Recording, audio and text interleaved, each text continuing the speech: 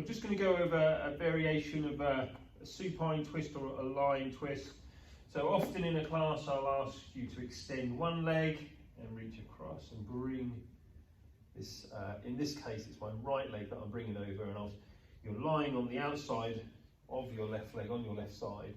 And with the right hand, depending on flexibility in the shoulder, hopefully you can at least get the fingertips down on the ground, maybe the hand or the arm. And by having this arm over here, it just means that we get the most out of this stretch across chest and shoulder, as opposed to just having the arm by your side. So we come back to centre, we switch legs, extending one then the other, and again reaching across, guiding this left leg over, left hand, the fingertips are down,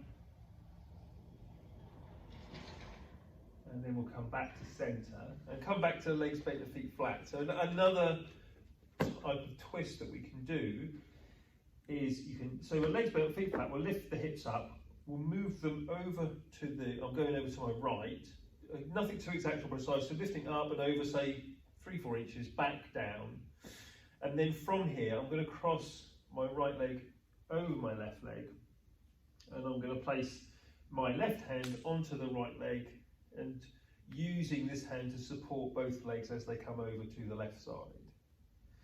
And I'm keeping my hand there, and if you come into this and it's feeling okay, you can decide to take this hand away, so the cross legs draw you into this twist position,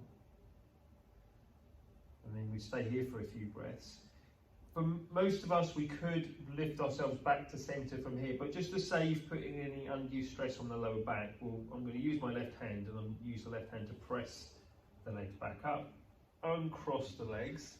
So I'm shifting my hips back to the centre, and then over to the left side. I'm going to cross my left leg over my right leg this time.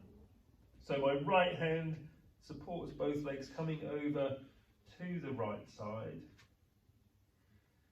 So if you were a bit of a back injury or tightness there, it might be that you decide to keep this right hand holding the legs up because you're getting enough of a stretch in this position. Or you're feeling okay, or maybe after a few breaths it starts to feel okay and you're comfortable to then allow the legs to come over. So you stay here for a few breaths and your body eases into the twist a little bit more. And then I'm going to use the right hand to help bring the legs up, uncross the legs and hips back to centre. So using the hands and arms to help move the legs just to avoid putting any undue load or stress on the lower back.